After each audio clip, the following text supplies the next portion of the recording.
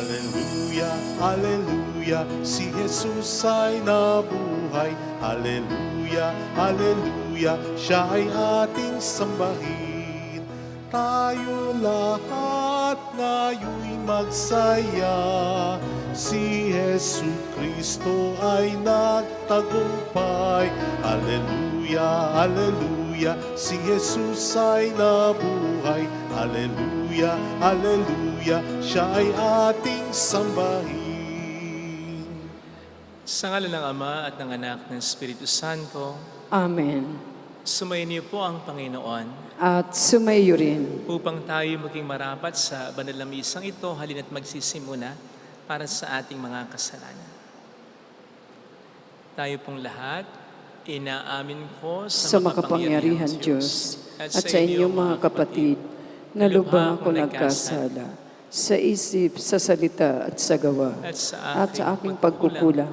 Kaya isinasamo ko sa mahal na Birheng Maria, sa lahat ng mga anghel at mga banal, at sa iyong mga kapatid, na ako'y ipanalangin sa Panginoong ating Diyos. Kaawaan tayo ng mapagmahal na Diyos, patawarin sa ating mga sala, at patnubayan hanggang sa buhay na walang hanggan. Amen. Panginoon, kaawaan mo kami. Panginoon, kaawaan mo kami. Kristo, kaawaan mo kami. Kristo, kaawaan mo kami. Panginoon, kaawaan mo kami.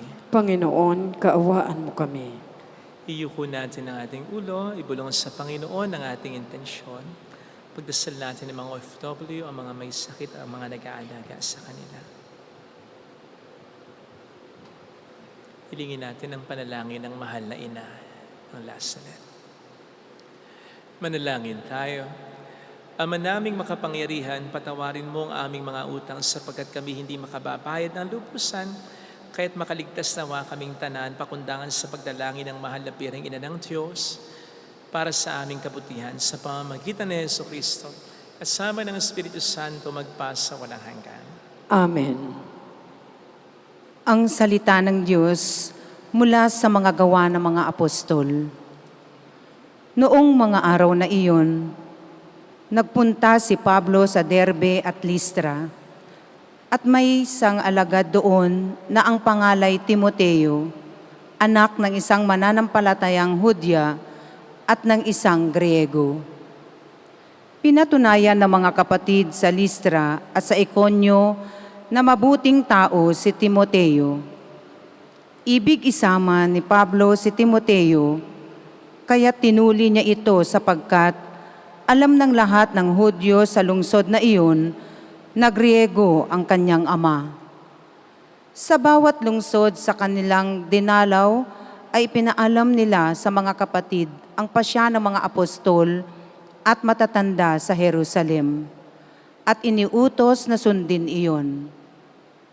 Kaya tumibay sa pananampalataya ang mga kaanib ng bawat simbahan at dumarami ang bilang ng mga alagad araw-araw.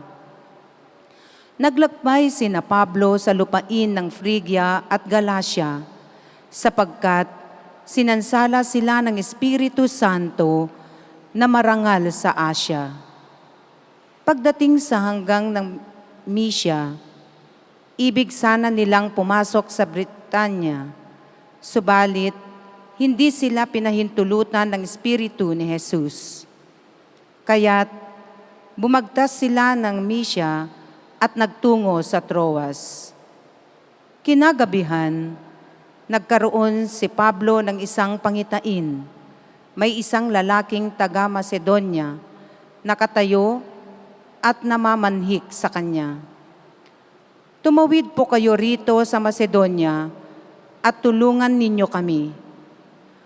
Pagkatapos ng pangitaing ito, gumayak kami agad sapagkat natanto naming kami tinatawag ng Diyos upang ipangaral sa Macedonia ang mabuting balita. Ang salita ng Diyos. Salamat sa Diyos. Purihin ng lahat ng Diyos, parangalan siyang malugod. Purihin ang lahat ng Diyos, parangalan siyang malugod. Umawit sa kagalakan ang lahat ng mga bansa. Panginooy papurihan, paglikuran siyang kusa. lumapit sa harap niya at umawit na may tuwa. Purihin ng lahat ang Diyos, parangalan siyang malugod. Ang Panginooy ating Diyos, ito'y dapat malaman. Tayo'y Kanyang lahat, tayong lahat na nilalang. Lahat tayo'y bayan niya, kabilang sa Kanyang kawan. Purihin ng lahat ang Diyos, parangalan siyang malugod. Mabuti ang Panginoon, pag-ibig niya'y walang hanggan. Siya'y Diyos na mabutit, laging tapat kailanman. Purihin ng lahat ang Diyos, parangalan siyang malugod.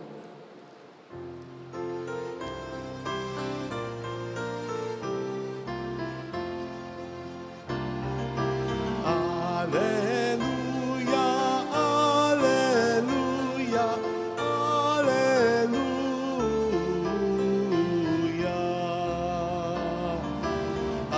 Alleluia, alleluia, alleluia.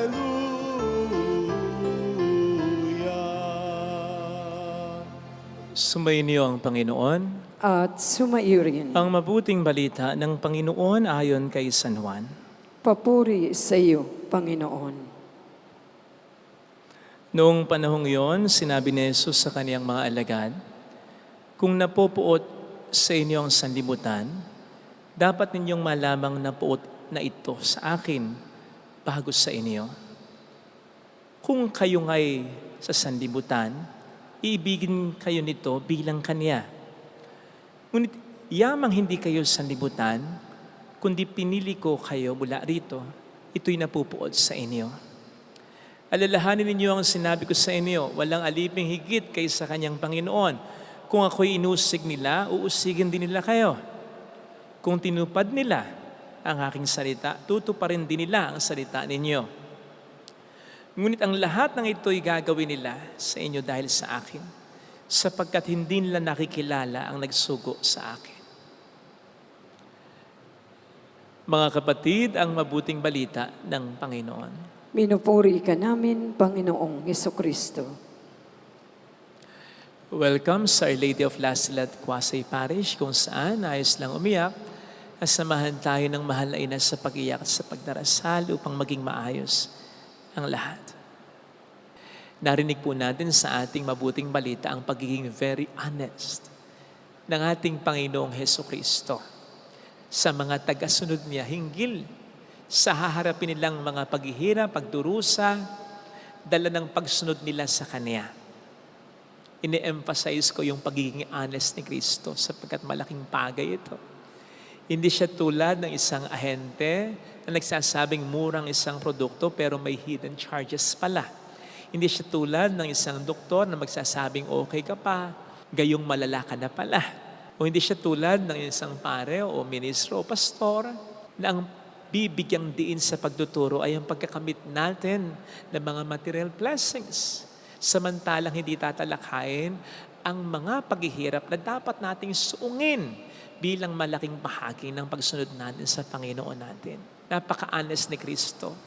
Hindi siya nang bubutol, nang loloko, nang scam para lamang sumunod tayo. Lagi siyang nagsasabi ng totoo, di ba? Sinabi naman niya sa atin, sino mang gustong sumunod sa akin, limutin ang kanyang sarili, buhatin ang kanyang krus araw-araw at sumunod sa akin. Hindi pa po ba malinaw yan? I mean, meron pa po ba tayong pwedeng maging ibang interpretasyon yan? Hindi naman talinghaga yan. Diretsyong mga salita at pangungusap yan. Di ba? Kung ano yung narinig natin, yun na yan at wala nang ibang kahulugan. Amen? Yun naman pala. Bakit nagtataka pa po tayo? Kung kahit nagpapakabuti, nagsisimba, nagdarasal, naman tayo, nakakaranas pa rin tayo ng mga problema at sakripisyo. Sinabi ba ng Panginoon sa atin na pagsunod niya sa atin, mawawala ang mga problema natin? Hindi naman, di ba? Bakit nakikisali pa tayo sa mga taong talamak na sinasabi at kino-question ng Panginoon kapag nakakaranas na ng mga problema? Nagpapakabuti naman ako, nagsisimba naman ako. Bakit sa akin nangyayari ito? Sa mga miyembro ng samahang pangsimbahan, mas lalo na kapag nire-recruit kayo Kapag nagse-seminar kayo, nagre-recollection, kahit sa mga simpleng pagpupulong ninyo, hindi ba mayat maya ninyong naririnig? Hindi kayo nagsisilbi sa pare, ni sa kung sino, kundi kay Kristo. Kay Kristo na nagsabi sa Ebanghelyo na kung tayo susunod sa Kanya, mag-expect na tayo ng paghihirap at problema. Bakit? Mapagsabihan ka lang ng pare, ma-hard time ka lang kung minsan ng presidente ninyo, machismis ka lang ng mga kasama mo, mapagsalitaan ka man o mapagpakitahan ng hindi maganda ng tao, bukang bibig mo na yung magre-resign ka, magkukwit ka na. Naririnig mo ba yung sinasabi mo? Kasi it's one way of saying, Lord, mahirap palang sumunod sa iyo, ayoko na. At ina-expect ba natin na kapag ganun ang sinabi natin sa Panginoon, ay sasabihin niya sa atin, sorry, my bad. Sige, di na kita pahihirapan. Wala nang pangit na mangyayari sa'yo. Hindi. Jesus won't say that. Kasi maliwanag namang sinabi niya sa atin, nakasama sa pagsunod natin sa kanya paghihirap. Kaya po sa mga organisasyon ng simbahan, SPPCs, hindi lamang po dito sa simbahan natin, sa Kwasay Parish, kundi sa lahat. Kung meron po kayong miyembrong ganyan na dahil sa problema, magkukwit na agad, bukang baby, magkukwit, magre-resign, sige, pagpaliwanagan ninyo, sige, alu-aluin ninyo, sige, console niyo, pero huwag kayong magmakaawa lagi sa kanya na huwag mag-resign. Hayaan niyo siya kung gusto talaga niya. I mean, huwag nating i-baby sapagkat hindi siya magigising sa katotohanang bahagi ang mga problema, paghihirap sa paglilingkod sa simbahan, sa paglilingkod kay Kristo. Kasi kung lagi nating i-baby yung ganyan, hindi siya magigising sa katotohanan na hindi smooth sailing, hindi laging fine ang pagsunod kay Kristo o ang paglilingkod sa simbahan. Mayroon at mayroon pa rin mga problemang mararanasan. Mapapagod lamang po kayo sa pagbe-baby sa mga yan. Sa katunayan nga po, kapag ganito yung katwiran natin, na nagpapakabuti naman tayo, naglilingkod naman tayo, therefore, sumusunod tayo kay Kristo. Bakit nangyayari sa atin ito? Dapat ito'y maging eye-opener sa atin. Kapag tayo nagagalit, nagtatampo, nagre-reklamo, nagkukwit na, lumalayo na. Baka yung mga mabuting ginagawa natin, ang dahilan ng mga ito'y sinusunod natin, hindi si Kristo, kundi yung sarili lamang natin, yung gusto natin, yung trip natin, yung plano natin. O di ba? Yan ang madalas na nagiging automatic na reaksyon natin kapag hindi napapagbigyan, nasusunod yung mga plano at gusto natin. Naiinis tayo, nagagalit tayo, nagtatampo tayo, nagkukwit na tayo. Narinig po natin sa ating unang pagbasa na 2 beses kinontra o hindi pinayagan ng Espiritu ng Panginoon sina Pablo at ang kanyang mga kasamahan sa kanilang pagmimisyon. Halimbawa, yung una nung pupunta sila sa Asia, hindi po yung Asia na meron tayo ngayon tulad ng bansa natin na nasa Asia. Hindi. Ito isang bayan dati nung kapanahonang iyon. At yung pagpunta nila, ikalawa sa Bithynia. Pareho silang, in those instances, binawalan ng Espiritu ng Panginoon. I want you to imagine kahit pa paano kung ano ang naging reaksyon dito ni Pablo at ng kanyang mga kasama. I mean, may plano sila At yung plano naman nila maganda Wala naman silang gagawin sa Asia at sa Bithynia, kundi ang ipahayag ang mabuting balita, di ba? Maganda yung plano, and yet, hindi sila pinayagan ng Panginoon na pumunta dito. Nagtampo ba sila? Nagalit ba sila? Hindi. Sumunod pa rin sila sapagkat maliwanag na ang sinusunod nila ay ang Panginoon at hindi ang sarili lang nila. Kung ipa-fast forward nga po natin yung nangyari kina Pablo at sa iba pang kanyang mga kasama, mas naging fruitful ang mission nila dahil sa pagsunod nila. So ganun din sa ating buhay. Mas magiging makahulugan, mabunga ating buhay kung susunod tayo sa Panginoon. Masaya naman talaga na sumunod sa Kanya. Pero at tulad ng sabi ko nung isang araw, ibang saya. At tulad ng saya ng Panginoong Jesus na sumusunod lagi sa kalooban ng Ama, maaring hindi natala nga sa Biblia. Kahit minsan na tumawa siya, umalakhak siya, umiti siya, pero masaya si Kristo dahil alam niya na sumusunod siya sa kalooban ng Ama. Kaya nga, bago siya malagutan ng hininga, ano man ang sabi niya, naganap na niya ang lahat ng pinapagawa sa kanya ng Ama. At yun ay sinabi niya nang may kagalakan na kahit di man siyang umiti at tumawa sa kabila ng kanyang matinding pagdurusa. Dahil alam niya may kapupuntahang maganda ang naging pagsunod niya. At ganun sana ang maging kaligayahan natin sa pagsunod natin sa Panginoon. Kahit pa nakakaranas tayo ng mga sufferings. Sabi nga po ni San Pablo, si San Pablo na nakaranas ng katakot-takot na paghihirap sa kanyang pagsunod sa Panginoon na sabi niya ay ganito sa Galatians 3:4 at sa 1 Corinthians 15:58 na hindi masasayang ang lahat ng ating paghihirap kung ito'y paghihirap na dahil sa pagsunod natin sa ating Panginoon. Besides, hindi man tayo sumunod man tayo. Kahit ano dyan sa dalawang yan, makakaranas pa rin tayo ng mga problema at paghihirap. Sigurado yan. Doon na tayo sa paghihirap na may kahulugan, na may kapupuntahan, na hindi masasayang yung paghihirap dala ng pagsunod natin sa kalooban ng poong may kapal. Ito sana ang hilingin nating biyaya sa ating banal na pagdiriwang. Amen. Ilagay natin ang ating kanang kamay sa tapat ng ating puso.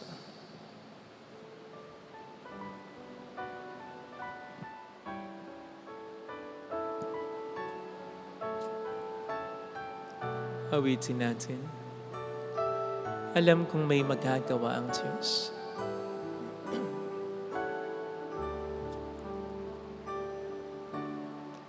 Alam kong may magagawa ang Diyos. Alam kong may magagawa ang Diyos. Kung ako'y magtatapat, Kung ako'y magtatapat, sa Kaniya'y maglilingkod, sa Kanya'y maglilingkod, alam kong may magagawa ang Diyos. Hindi ako magdududa. Alam kong diringgin ng Diyos ang samu ko sapagkat mahal niya ako. Diringgin ng Diyos ang samo ko. Alam kong diringgin ng Diyos ang samu ko Alam kong diringgin sapagkat alam niya ang pinagdaraanan. ang samo ko. Kung ako'y magtatapat, Kung ako'y magtatapat, sa Kaniya'y maglilingkod, sa Kanya'y maglilingkod, alam kong diringgin ng Diyos ang samu ko. Pikit natin ang ating mga mata. Panginoon, tulungan mo kong makita ang dahilan ng mga paghihirap ko. Kung ito man ay dahil sa mga kasalanan ginagawa ko, mga kayabangan ko, dala ng hindi ko pagsunod sa iyo, pakigising mo ang aking isipan ng aking puso, pang talikuran ang mga kasalanan ito. Madali naman ang solusyon sa mga paghihirap, dulot ng kasalanan, talikuran ng kasalanan. Tulungan mo po ko kung gawin ito. Pero kung ang paghihirap ko ay dala ng pagsunod ko sa iyo, na ako'y maging mabuting tao, maging mabuting kaibigan, maging mabuting kapamilya, tulungan mo po ako na tanggapin ito na bahagi ng pagsunod ko sa iyo. Huwag na sana ako magreklamo at lalong wag ako mag-give up, wag akong tumalikod sa iyo. Lalo pat alam kong may kahulugan, may kapupuntahan, hindi masasayang ang mga paghihirap na ito. Hallelujah! Ang mga problema dala ng pagiging mabuting asawa mo, dala ng pagiging mabuting magulang mo. Siya ay muling babalik sa atin, dala ng pagiging mabuting anak mo, dala ng pagiging mabuting kapatid mo, dala ng pagpapakabuti mo. Ito yung mga paghihirap na kasama sa pagsunod natin kay Kristo. Hallelujah! Huwag tayong magtaka pa nga pa tayo pag hindi tayo naghihirap. Hallelujah! Magtaka pa nga po tayo kapag komportable buhay natin. Babalik ang Panginoon upang tayo ay kunin. Isa sa marka na tayo sumusunod sa Panginoon ay kapag nakakaranas tayo ng mga pagdurusa. Kahit tayo nagpapakabuti lang talaga, mayroong magandang mangyayari sa iyo. Kaya huwag kang mga bagabag. You are on the right track. Sinusubok ka lang maaari ng Diablo. Tinitingnan niya kung hanggang saan ka. Hindi niya pinaniniwalaan ang pananampalataya mo sa Panginoon. Kaya patunayan mo sa Kanyang nagkakamali siya. At huwag kang mag-alala sapagkat hindi ka pababayaan ng Diyos. Ikaw pa na nagdurusa dahil lamang sa pagsunod mo sa Kanya, ikaw pa ba ang pabayaan niya? Hindi mangyayari yun, kapatid. Maniwala ka. Jesus. Papuri sa Ama at sa Anak, sa Espiritu Santo. Kaparanan sa unang-una, ngayon at magpakailanman, magpa sa walang hanggan. Amen. Pag-aalay.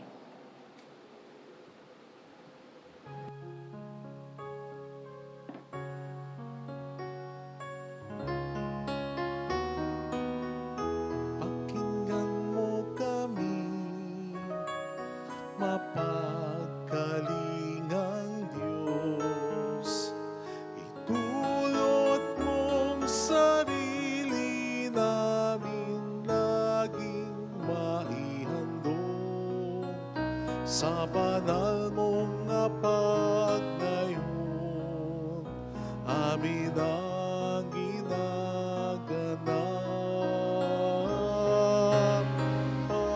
Pagnalay namin, sana'y kalugdan mo, isang bayan na nagpupugay, nagmamahal sa'yo. Saan yun itong tinapay na nagdudulot ng buhay at alak na sa gisag ng bigay mong kaligtasan. Manalangin tayo, pang ating handog ay maging kalugod-lugod sa Diyos Amang makapangyarihan. Tanggapin nawa ng Panginoon itong paghahain sa iyong mga kamay, sa kapurihan niya at karangalan sa ating kapakinabangan at sa buong sambayan niyang banal. Ama naming lumikha, ang iyong nagkatawang taong anak ay tumulong nawa sa aming ginagawa upang siya na inluwal ni Maria nang di bumawas kundi lalo pang nagpaganap sa pagkabirhen ay magpagindapat na kalugdan mo ang aming paghahain sa kapagpatawad ng mga kasalanan namin. Sapagkat siya ang Panginoong kasama mo at ng Espiritu Santo, magpasa walang hanggan. Amen. Sumayin niyo po ang Panginoon. At sumaiyo rin. Itaas sa Diyos ang inyong puso at diwa. Itinaas na namin sa Panginoon. Pasalamatan ng ating Panginoong Diyos. Marapat na siya ay pasalamatan. Ama naming makapangyarihan, tunay nga pong marapat na ikaw ay pasalamatan, bukod mong pinagpalang maging ina ni Jesucristo, ang mahal na birheng nagpupuri at nagagalak sa iyo. Ikaw ang gumawa ng lahat ng dakilang bagay, ikaw ang lubilingap sa lahat kailanman. Nilingap mo ang mahal na birhen bilang iyong abang alipin na iyong binigyan ng tungkuling kumalinga sa anak mong manunubos namin. Kaya kaisa ng mga anghel na nagsisiawit ng papuri sa iyo nang walang humpay sa kalangitan, kami po'y nagbubunyi sa iyong kadakilaan. Santo, Santo, Santo, Panginoong Diyos ng mga hukbo, napupuno ang langit at lupa ng kadakilaan mo. Usana sa kaitaasan. Pinagpala ang naparirito sa ngalan ng Panginoon. Usana sa kaitaasan. Ama naming banal, ikaw po ang bukhal ng tanang kapanalan. Kaya't sa pamamagitan ng iyong Espiritu gawin mong banal ang mga kaloob na ito upang para sa amin ay maging katawan at dugo ng iyong anak na aming Panginoong Jesucristo. Bago niya pinagtiis ang kusang loob na maging handog, ginawa niya ang tinapay, pinasalamatan niya, pinaghati-hati niya iyon, niabot sa kaniyang mga alagad at sinabi, tanggapin ninyong lahat ito at kanin. Ito ang aking katawan na iahandog para sa inyo.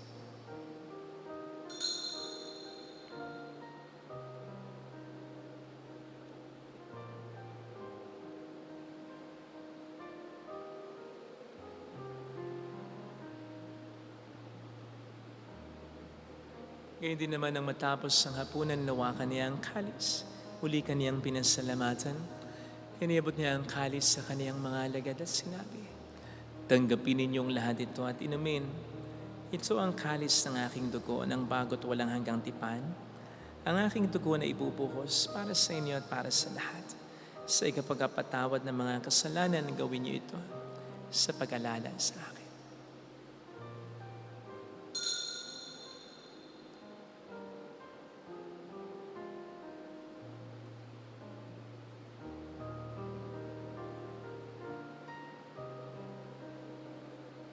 Ipagbunyi natin ang misteryo ng ating pananampalataya. Si Kristo'y namatay, si Kristo'y nabuhay, si Kristo'y babalik sa wakas ng panahon. Ama, ginagawa namin ngayon ang pag-alaala sa pagkamatay at muling pagkabuhay ng iyong anak. Kaya inialay namin sa iyong tinapay ng buhay at ang kalis ng kaligtasan. Kami nagpapasalamat dahil kami iyong minarapat na tumayo sa harap mo para maglingkod sa iyo. Sinasamo namin kami na magsasalo sa katawan at dugo ni Kristo ay mabuklod sa pagkakaisa sa pamamagitan ng Espiritu Santo. Amalingapin mo ang iyong simbang laganap sa buong daigdig. Puspusin mo kami sa pag-ibig. Kaisa ni Leon na aming Papa, ni Dennis na aming Obispo at ang Tanang Kaparian. Alalahanin mo mga kapatid naming nahimlay nang may pag-asang sila'y muling mabubuhay, lalo na po ang aming mga ipagdarasal. Saglit tayong yumuko at ipagdasal natin ang ating mga minamahal na yumao. Kaawaan mo sila at patuloyin sa iyong kaliwanagan. Kaawaan mo at pagkingtapatin kaming lahat na makasalo sa iyong buhay na walang wakas. Kaisa ang mahal na Birhen ng Lazaret, ang ina ng Diyos. Isanuse ang kabiyak ng kanyang puso, lahat ng mga banal na namuhay dito sa daigdig ng kalugod-lugod sa iyo. May pagdiwang nawa namin ang pagupuri sa ikararangal mo sa pamamagitan ng iyong anak at aming Panginoong Hesukristo. Sa pamamagitan ni Kristo, kasama niya at sa Kanya, ang lahat ng parangal, papuri ay sa iyo, Diyos amang makapangyarihan, kasama ang Espiritu Santo magpasa walang hanggan. Amen. Tumawag tayo sa ating Ama.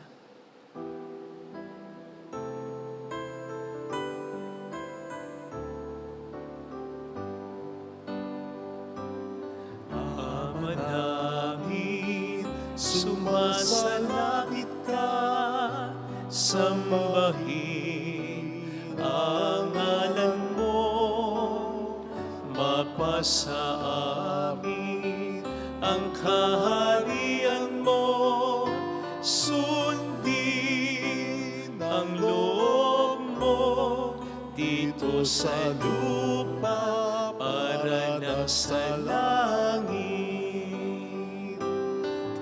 Bigyan mo kami ngayon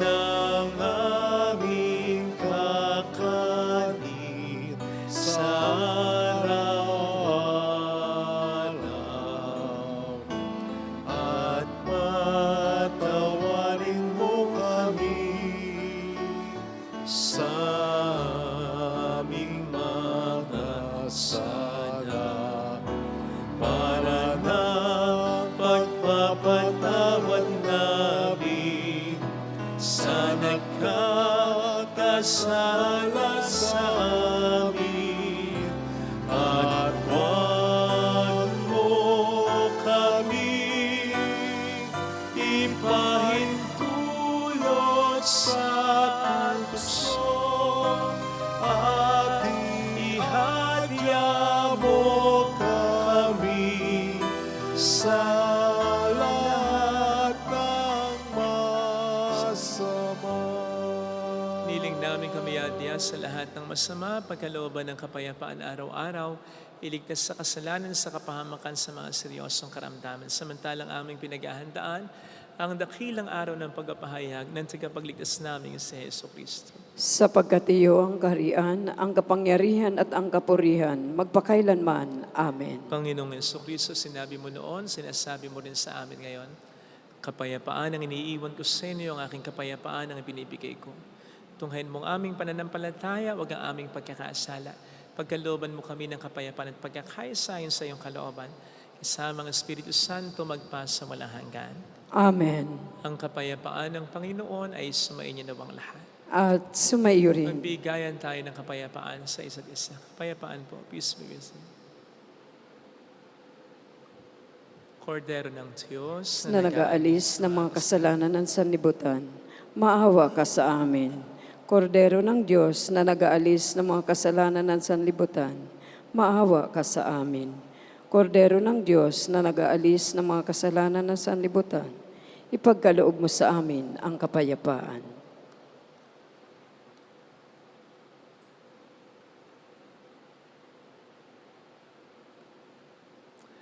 Narito sa harap natin ng Panginoon ang ating buhay at kaligtasan.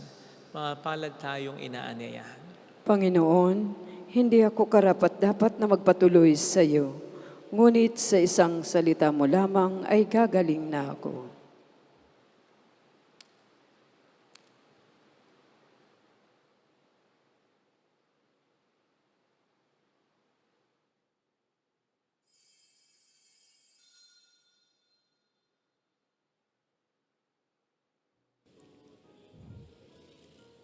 Panalangin para sa espiritual na pakikinabang. Panginoong Hesus, ako ay naniniwala na ikaw ay nasa kabanal-banalang sakramento. Iniibig kita ng higit sa lahat at ninanasa kong tanggapin ka sa aking kaluluwa. Sapagkat sa mga sandaling ito, hindi kita matatanggap sa sakramento. Tumuloy ka sa Espiritu sa aking puso. Niyayakap kita na para bang naririto ka na. Inaalay ko ng buong buo ang aking sarili sa iyo. Huwag mong hayaang mawalay ako sa iyo. Amen. Laban sa agos ng mundo, umakad ka sa landas mo. Laban sa lakad ng mundo, landas na sa kinais mo.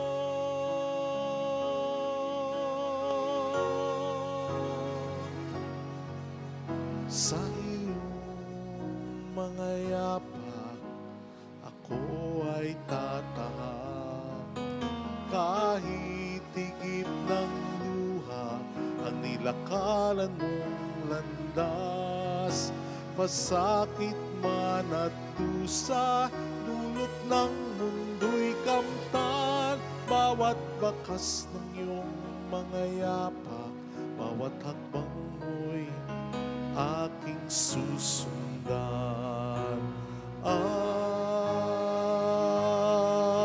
Sa iyong mga yapak, ako ay tatahak.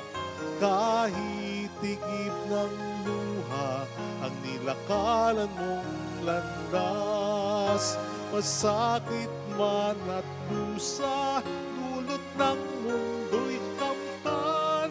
Bawat bakas ng iyong mga yapak, bawat takbang mo'y aking susundan, aking susundan.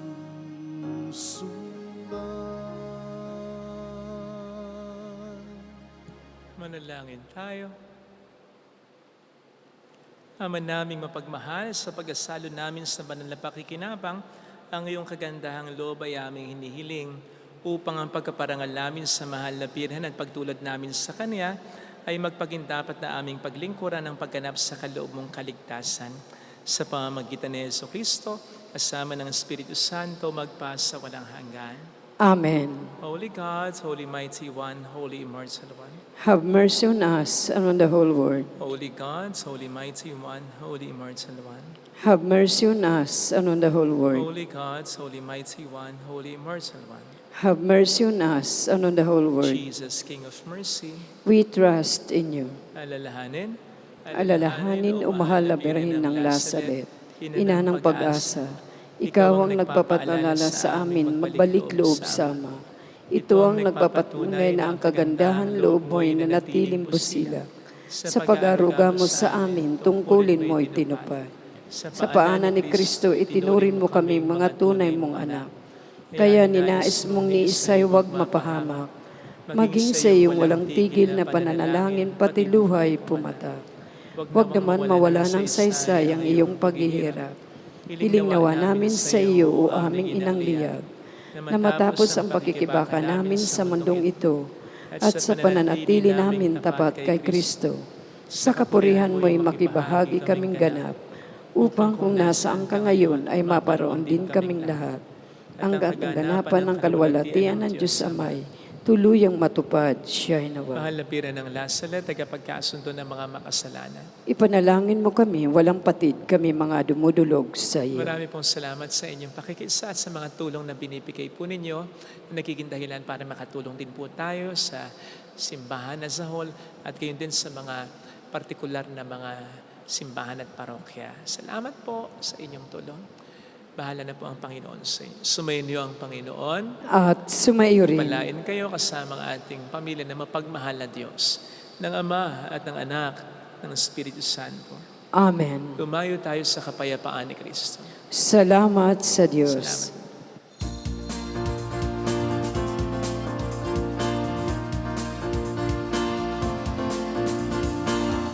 Mary, Mother of the Lord, here is a prayer we sing to you.